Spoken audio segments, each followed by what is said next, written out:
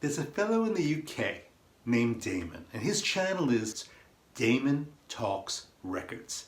And around a month ago, Damon uploaded a video. His video was a challenge. The challenge was 10 perfect records.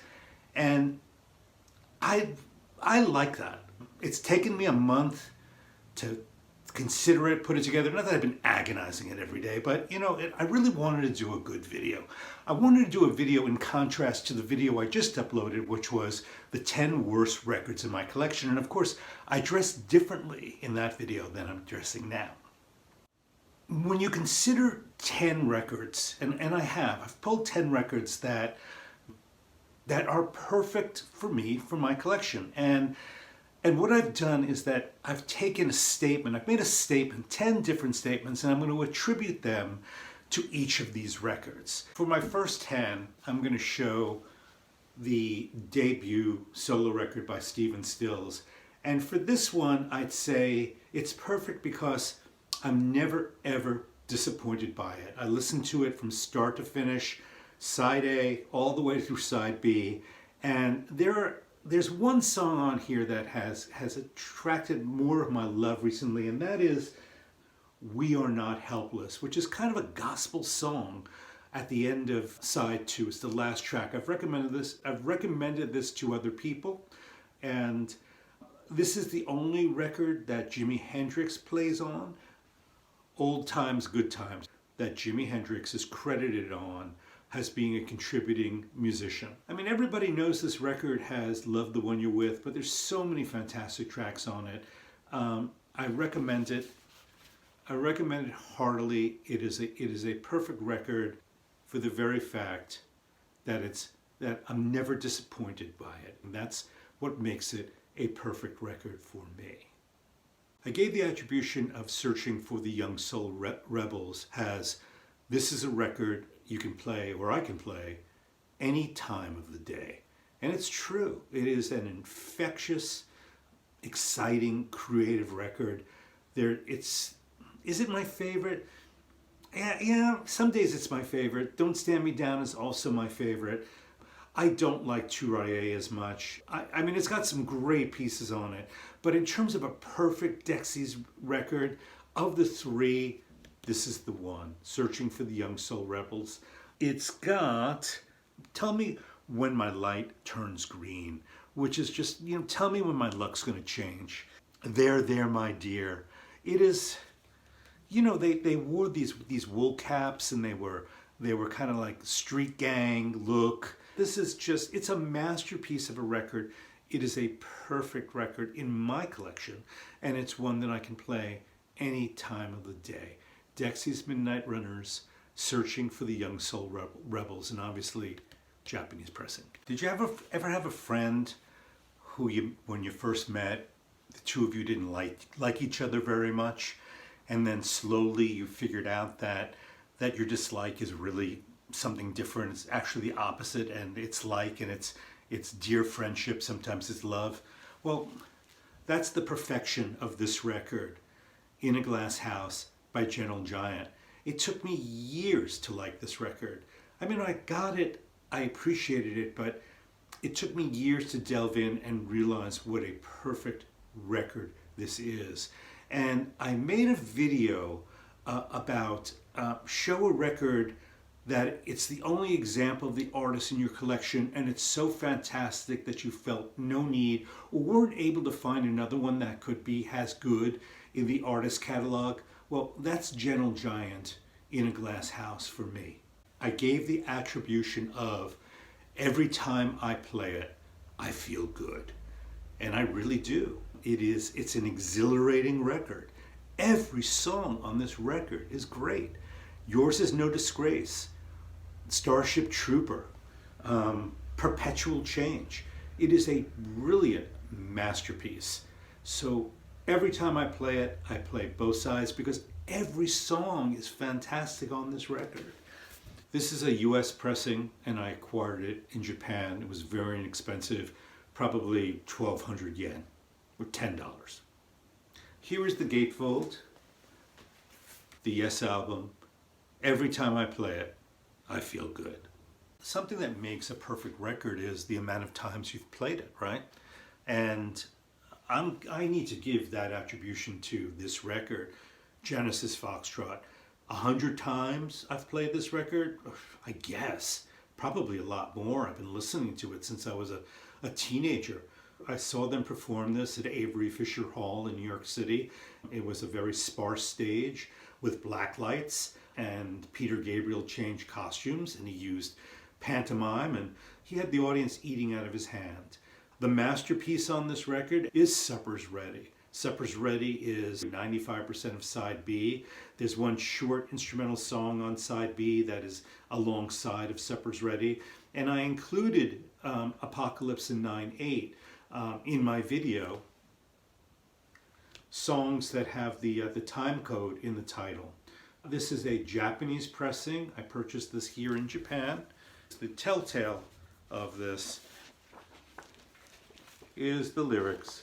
As you can see, Foxtrot in Japanese.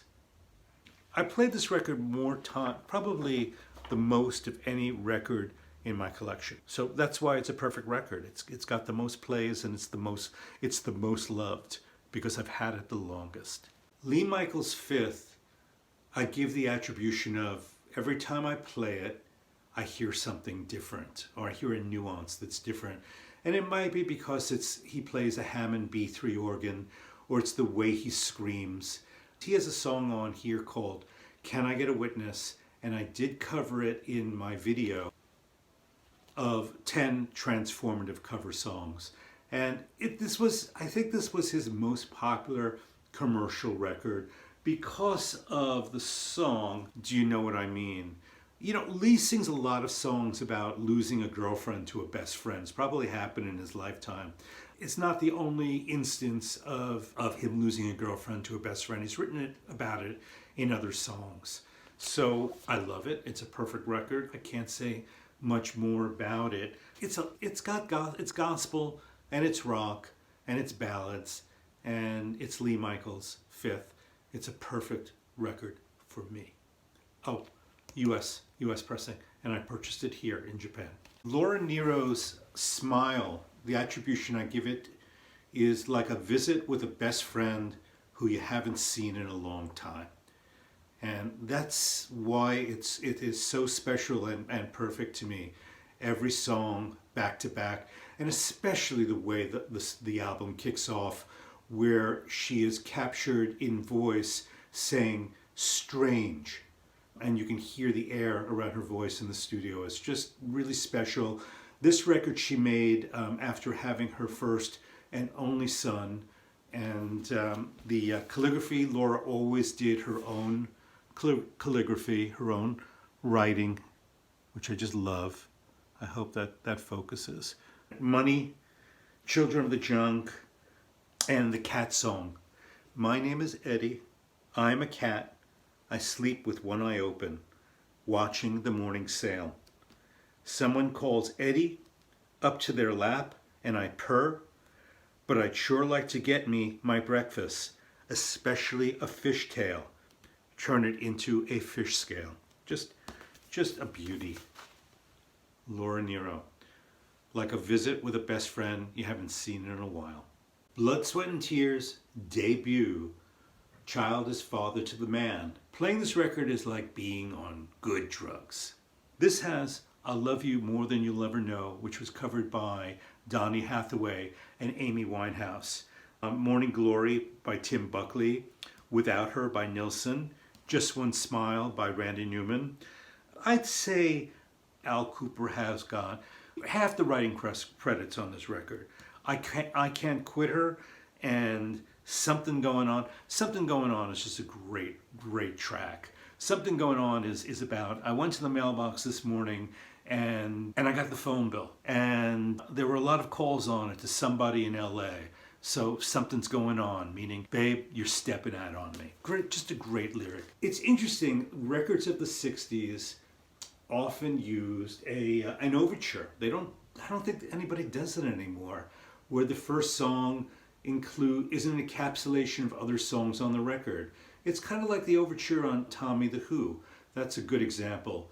Al Kooper used overtures on his subsequent solo records. This is the only record, there's Al. This is the only Blood, Sweat and Tears record that has Al Kooper. He formed the band, he was the leader, and after they recorded this record, they kicked him out of the band. Blood, Sweat and Tears, playing this record is like being on drugs. I gave this next record the attribution of I always play both sides back to back, which is true. Al Kooper's Naked Songs. It's an interesting record. See the artwork? Oops. See the artwork? See? And it has an interesting gatefold. I always like this. This is all beautiful lettering. Look at that. Look at the way she does those letters. See that extension? Just a really beautiful style. This has got a cover, John Prine, Sam Stone, which is unique and beautiful. And Touch the Hem of His Garment, which is a cover of Sam Cooke, a gospel song, which Al does just beautifully. And Where Were You When I Needed You? And it was covered by a Japanese group. It's a perfect record. Al Kooper is just such a unknown and great talent, and I hope he gets rediscovered. The attribution for Southside Johnny and the Asbury Jukes, Hearts of Stone, it's infectious. It's a perfect record in my collection. It's a perfect record to me. Of all the records that I've showed today, this one is the oldest purchase in my collection because it stayed with me ever since the date it was released. I don't know why I bought it. Probably an FM disc jockey played it and I liked it. That's usually how things happen with me in terms of buying records. Every song, Got to Be a Better Way Home, Hearts of Stone, Talk to Me, Light Don't Shine. It's just every time I play it, I'm up in my listening room and I'm dancing. It is essentially a lot of the guys from the E Street Band backing him up. It is the only Southside Johnny and the Asbury Jukes record I own. I've listened to the other ones.